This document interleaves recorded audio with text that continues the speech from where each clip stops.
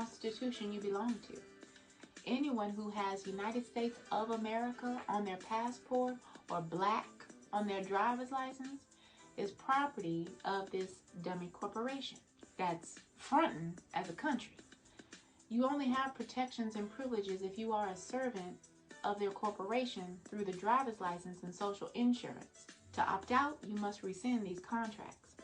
Your participation is not required. You just haven't been informed of the alternative. Here's the alternative.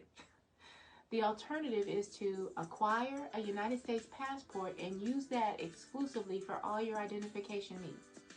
And your ethnicity has to be real. It cannot be a status like black or white. That's not a nation nor a group of people, but a status in this social caste system. So like I said in the previous volume, determine your bloodline from your mother, your grandmother, your great-grandmother, or the census, and place that under nationality. This opts you out of their 14th Amendment status and opts you out from being their property. You also must cancel the contract of your driver's license, because that is what's holding you in the minority status, because only if you are operating your vehicle in commerce do you need a driver's license. Common law labels you as a traveler in a mode of conveyance, not driving a car. Again, language is what binds you into their jurisdiction. And again, use your passport solely.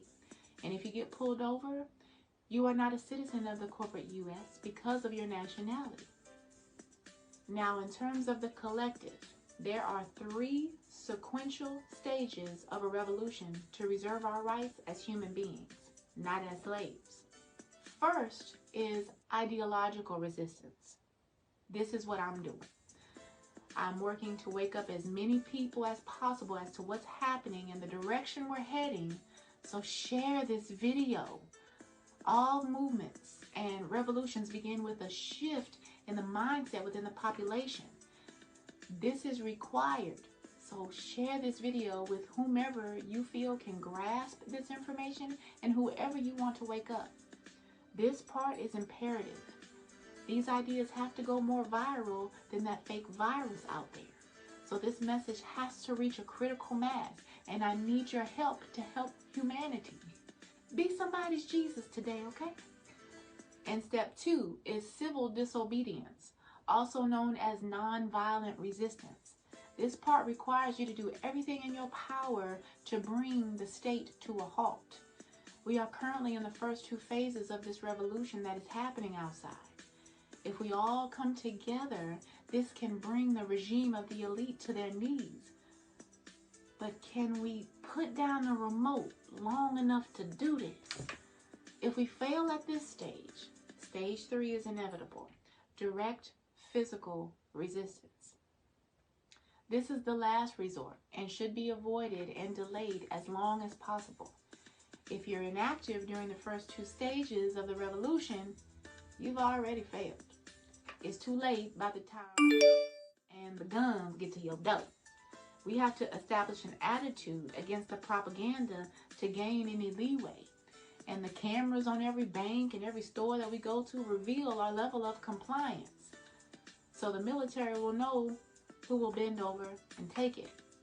And did you know that the World Bank has bribed many of y'all's pastors to use their sanctuaries as FEMA camps? I told y'all in the previous volume that those within the Boule Society cannot be trusted. It's now or never, and the stakes are higher than ever because our very soul is on the line. Being attached to some quantum computer through our very consciousness, one day will feel like a week, and there's no exit. Just constant reincarnation as a slave to these banksters using you and draining you of your energy.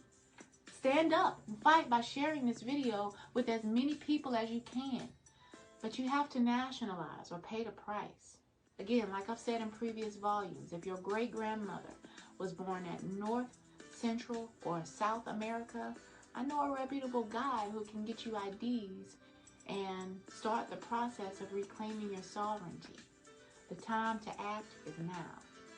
And don't be coming up in my DMs if you're not serious. Thank you again for your attention, because it will pay off. And I will see you on the other side where love, peace, and joy reside. Peace and blessings.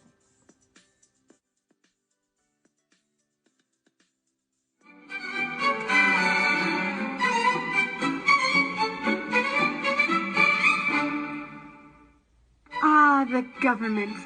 It loves you and wants to keep you safe and well.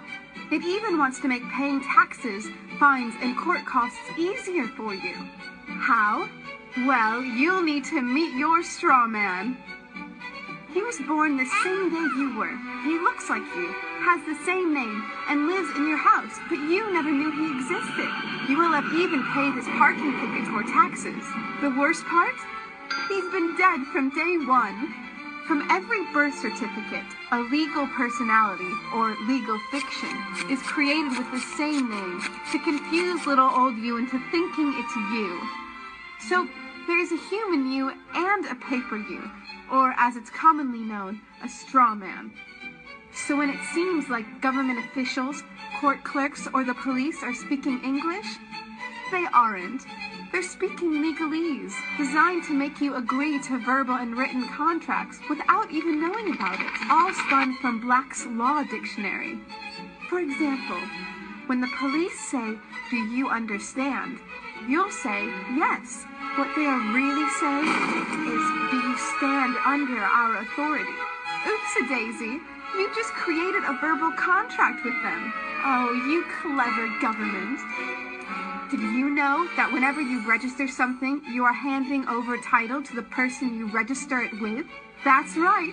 Whenever you register something with the government, they assume it belongs to them. Registered your car? Super! Now you are the registered keeper of your vehicle, and the government can crush it when you don't pay your, straw man's taxes. Expecting a new bundle of joy? Well, then you need to register your little darling with a birth certificate. Then they can start the process all over again and create a new straw man for your little one. Isn't that great? So when Junior grows up, he'll be able to generate revenue just like you have. When you notify on your baby by signing the birth certificate, your child becomes a ward of state. And if the government doesn't like what you're doing, they'll assume it's okay to take the child away or make new rules for things they don't like. Not enough school? Smacking your child? Shouting too loudly? And it's off to social services for the little one. When you get a bill, it's sent to you but belongs to your straw man, not you. That's why bills, fines, and summons start with Mr., Mrs., or Ms. Sometimes you'll see your surname in capitals, just like on a gravestone. That's because your straw man is dead and just a silly piece of paper, created before you could comprehend or even consent to it. When you go to court, you represent your straw man. So you, the human, take on any costs, fees, taxes, and fines involved for the straw man. The human you doesn't even need to pay them. But you made a contract with the court by appearing on behalf of your legal personality or straw man, just like the government knew you would. Confused? Well, don't worry. The government doesn't want you to know anyway. If you knew, you'd stop paying things like council tax and parking tickets. Because when you go to court, you are representing your straw man. You are you, alive and made of flesh and blood. Your straw man, or legal personality, is a piece of paper created from your birth certificate. And you think it's you. What a silly Billy. Get up, get informed, and get real.